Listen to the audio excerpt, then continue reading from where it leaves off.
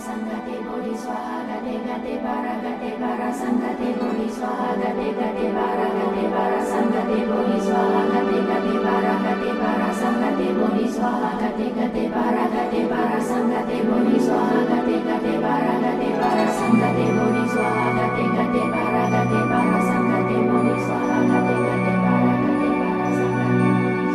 Aryavalokitteshvara Bodhisattva Gambiram Prashnya Paramitacharyam Charamano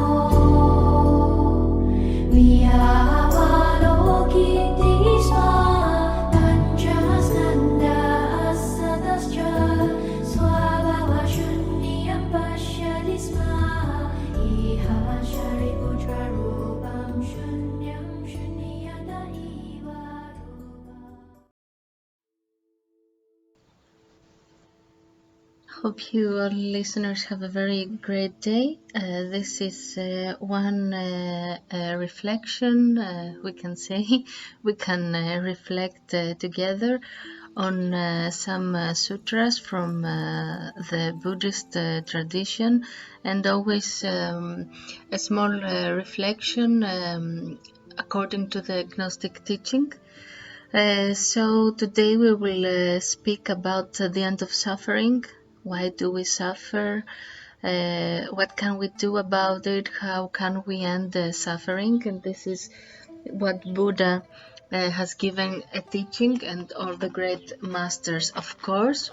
We strongly recommend to you to read the books from Master Samael Aun Weor, the Revolution of the Beelzebub, The Great Rebellion, and The Igneous Rose. They are great books if you want to check some things more about the end of suffering. And we will just say some reflections, see what sutras, some sutras that we have selected are saying, and the most important thing is to reflect also by yourself in order to be able to discover more things about you. So we will say some things, a little things about Buddha. We were supposed to do another lecture, but it seemed that it was quite important, this subject. It arose by itself.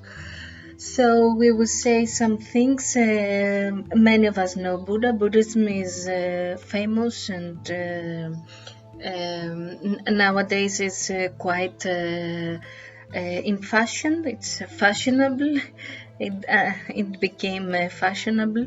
We can see it through Hollywood movies, through Hollywood stars that are going to Buddhist monasteries, and many people that are searching further things for themselves. So we can see some more things. So who is Buddha? Buddha was a prince. According to the tradition, there are many stories being told, many different versions. So we will just say, we'll just pick one, the most common one, and we will say some things about the Buddha. Buddha means enlightened, the enlightened, the one who has achieved enlightenment. And his real name was Siddharta Gautama. We know him by this name too, like the Siddhartha Gautama, and he was born when he was born, his father Suddhodana gathered all the Indian priests to make a prophecy about his son. And so there was a prophecy that his son would be either a great ruler or a great religious teacher, a great religious master. So what Suddhodana then did, as he was a ruler, he wanted for his lineage to continue to be ruling. It was very important to him, so uh, he then tried to cover all things that could lead to his son to be enlightened and to be a sage. In order for him to have a son who would be a warrior, who would be a ruler, who would be a king someday, and not to live and abandon everything and to be an ascetic. So Suddhodana kept his son in the palace with every comfort. He made everything possible that he could do in order for his son not to see suffering. And to see everything as beautiful, and everything that he wanted him, or he thought that would make his son happy. Although that young Siddhartha had some cravings, spiritual cravings and longings, and he was always questioning everything. So when he grew up, he was we can say we can find it also in some people nowadays, when others expect something from you and you don't want to disappoint them, so you just keep doing things that they want from you, they like you to do. According to what's important to them, and this is what Buddha did.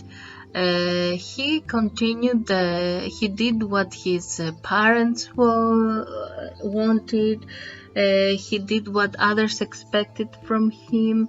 He got married, he did a child whose name was Rahula, and of course, he did what everyone else does. That was what society expected from him, his subject expected from him, and his father, of course, expected from him. But he was always seeking. He always had this longing inside of him. There are also some scriptures that say that he was a great warrior. He had achieved many things, and although he had spiritual questions, he had spiritual. Of course, he wouldn't seeking anything if he didn't have spiritual questions, because we can say that it's easy to abandon a life of poverty in order to seek spirituality, but it is not that easy to abandon a rich life, to be rich and abandon everything in order to follow asceticism, and in order to follow the spirit. It's not that easy.